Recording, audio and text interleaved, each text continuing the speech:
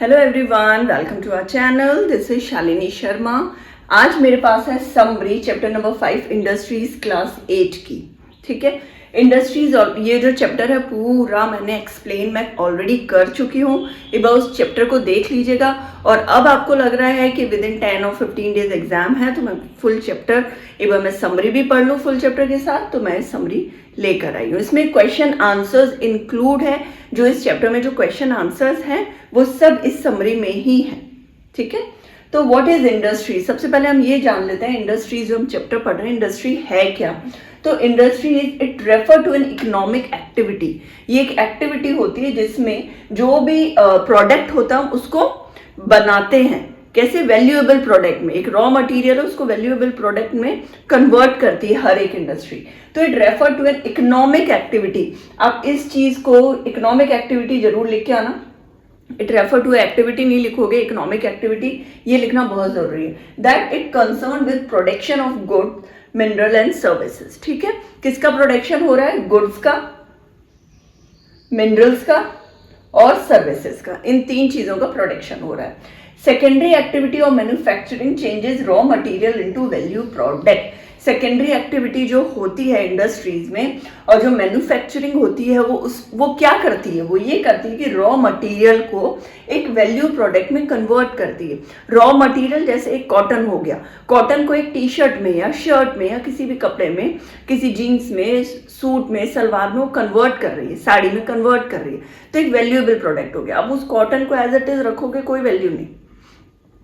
एक कॉटन को आप अपने एक कॉटन के बंडल को रखो, उसकी इतनी वैल्यू नहीं है जितने की एक उसको डिजाइन करने के बाद, उसको कन्वर्ट करने के बाद उसकी वैल्यू है। ठीक है, तो secondary activity and manufacturing change raw material into a valuable product. ठीक है, क्लासिफिकेशन ऑफ इंडस्ट्रीज। अब इंडस्ट्रीज के क्लासिफिकेशन कितने तरीके के इंडस्ट्रीज होती हैं?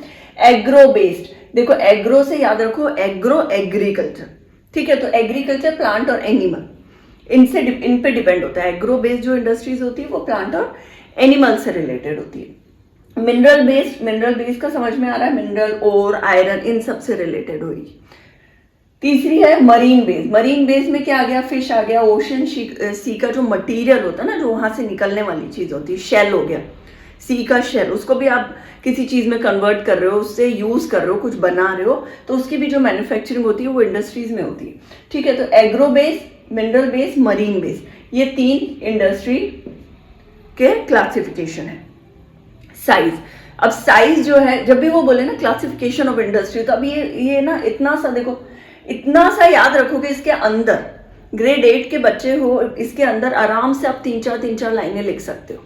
अब जैसे साइज है, साइज मैंने लिखा है स्मॉल एंड लार्ज स्केल, ये आपने नोट कर लिया। स्मॉल लार्ज स्केल आप उसको हेडिंग एज अ हेडिंग डाल दी वहां आंसर लिखते वक्त, डबल लाइन कर दी, ग्रीन पेन से कर दिया या ब्लैक पेन से उसको अंडरलाइन कर दिया। उसके बाद स्मॉल और लार्ज स्केल में आप अपने आप नहीं लिख सकते। स्मॉल साइज इंडस्ट्री जो कम एरिया में जो इंडस्ट्री होती है, और ज्यादातर स्मॉल साइज में होती है हैंडमेड इंडस्ट्री, जो हैंड से बनाने वाली चीज है।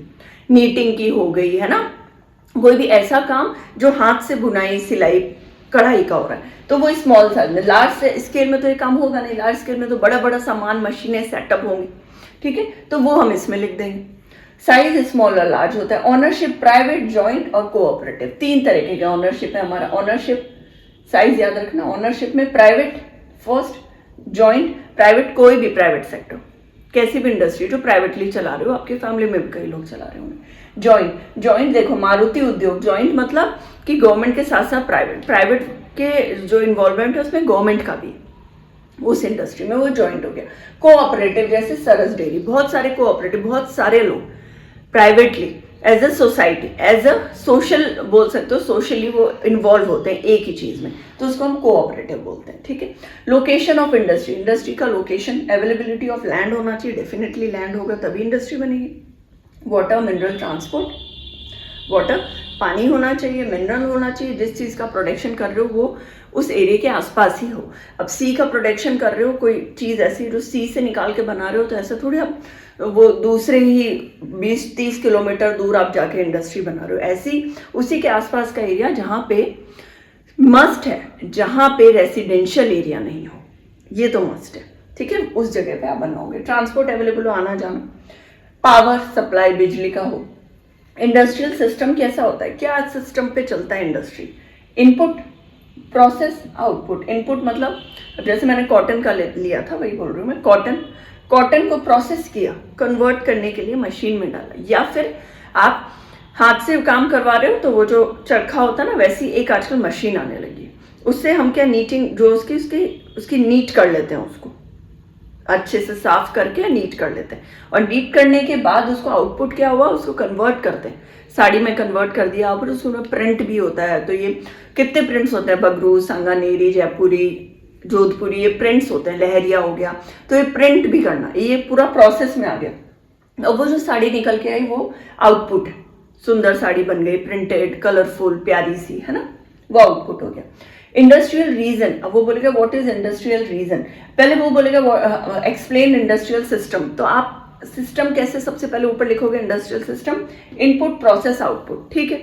अब इनपुट को एक्सप्लेन करोगे, फिर प्रोसेस को, फिर आउटपुट को। Industrial region, when many industries locate close to each other and share benefit. Industrial region, region का मतलब समझो, कोई एक रीजन होता है ना जहाँ पे रहते हैं लोग, अपन बोलते आप किस रीजन में रहते हो, रिलीजन नहीं है, रीजन, कौन से एरिया में रह रहे हो। तो इंडस्ट्रियल रीजन किसको बोलोगे, जहाँ खूब सारी इंडस्ट्रीज हो, ठीक है। तो बहुत सारी इंडस्ट्रीज एक दूसरे के आसपास है, जैसे कि नोएडा में, और वो शेयर करती है बेनिफिट। भाई तुम ये जो प्रोसेस कर रहे हैं उसमें एक काम करो, तुम नीटिंग का काम कर लो, फिर तुम प्रिंटिंग का काम कर लो, फिर दूसरी इंडस्ट्री पास वाली में तुम उसमें और कोई काम कर लो, पॉलिशिंग का काम कर लो, है ना। तो ये आपस में शेयर करते हैं बेनिफिट, जो प्रॉफिट आता है वो भी वो शेयर करते हैं। इंफॉर्मेशन टेक्नोलॉजी, इंफॉर्मेशन टेक्नोलॉजी क्या होती है, ये इसके वापस से मैं एक बार हटा के इसको एक्सप्लेन करती हूँ। इंफॉर्मेशन टेक्नोलॉजी, अब ये देखो, information technology, process of storage, processing and distribution of information 24 hour. एक यहाँ पे लाइन है कि ये काम कर रही है 24 आवर्स। देखो 24 आवर्स कैसे काम करती है, किसी भी इंडस्ट्री में अगर वर्कर काम कर रहे हैं तो वो सुबह 10 से लेकर 5 बजे तक काम कर रहे हैं, उसके बाद वो घर चले जाते हैं, ठीक है। अब ये इंफॉर्मेशन टेक्नोलॉजी, अब वो उस पर्टिकुलर इंडस्ट्री में अवेलेबल हो वो आदमी, क्या ये मैंडेटरी है, क्या ये जरूरी है? बिल्कुल भी जरूरी नहीं होता। वर्क फ्रॉम होम भी कर सकते हैं, और आप किसी और कंट्री से वहां रह रहे हो और तब भी आईटी में वर्क कर सकते हो। तो ये 24 आवर्स कैसे होता है, क्योंकि मान लीजिए यहाँ दिन है और दूसरी कंट्री में वहाँ रात है। यहाँ दिन में जो काम कर रहे हैं वो वहीं स्टॉप हो गया, जब तक कि रात नहीं होती वर्कर चले जाते हैं, मगर वही काम कैरी फॉरवर्ड होता है उस कंट्री में जहाँ अब दिन होने वाला है। तो ये कैसे काम हो रहा है, 24 आवर्स काम हो रहा है। Process of storage, processing and distribution of information. Major area जो है IT department, the most important area in India is Bangalore. Bangalore is also known as Silicon Valley. Why? Because out of India, Silicon Valley at USA, this is the major head area of IT department. That's why we call Bangalore as a Silicon Valley of India. Bangalore कहाँ? The area is Deccan Plateau. पता है अपन को south वाला जो area है India का, इस area को हम डेक्कन प्लेट्यू बोलते हैं, ठीक है। Bangalore, Deccan plateau and silicon valley of USA, ये दो जगह जो बहुत इंपॉर्टेंट है, डेफिनेटली आएगी, चाहे फिल इन द ब्लैंक्स में वन लाइनर। रिसोर्सेज क्या होने चाहिए, अवेलेबिलिटी होनी चाहिए रिसोर्सेज की भी, वहाँ होना चाहिए अवेलेबल पावर, वहाँ इंटरनेट का कनेक्शन होना चाहिए, कॉस्ट जो है वहाँ पे कितनी कॉस्ट लगेगी ये पता होना चाहिए, इंफ्रास्ट्रक्चर होना चाहिए, ये बहुत ज़्यादा इंपॉर्टेंट है। ये रिसोर्स होंगे तो काम हो सकता है आईटी का, अदरवाइज नहीं हो सकता। बिना पावर के काम हो जाएगा, नेट पे काम करना है, लैपटॉप पे काम करना है, बिना पावर के तो हो नहीं सकता, पॉसिबल नहीं। Distribution of major industries, iron and steel, textile, information technology. Information technology we have completed, here it is. Now we will start iron, steel and the textile. Iron, steel industries located at Germany, USA, China, Japan, Russia. Jamshedpur, Pittsburgh. It is in your book. These areas are in your book. Basically, it is in Germany, USA, China, Japan and Russia. After that, textile industries, India, Hong Kong, Korea, Japan, Taiwan. India, Hong Kong, Korea, Japan, Taiwan. Korea में भी South Korea. In your book, it is Ahmedabad and Osaka. It is most important. Ahmedabad and Osaka. What we are reading in our book, that is Ahmedabad and Osaka. IT Bangalore silicon value का ये पता है कि अभी मैंने आपको explain किया. Steel क्या है? अगर वो स्टील के लिए कुछ भी पूछता है या वन लाइनर पूछता है which industry is the backbone of modern industry, then it is steel industry. Easily shaped, can be cut, we can add nickel, copper and other metals as well with steel to make something different metal. So it is the backbone of modern industry, easily shaped, cut, can add nickel, copper and metal, any other metal.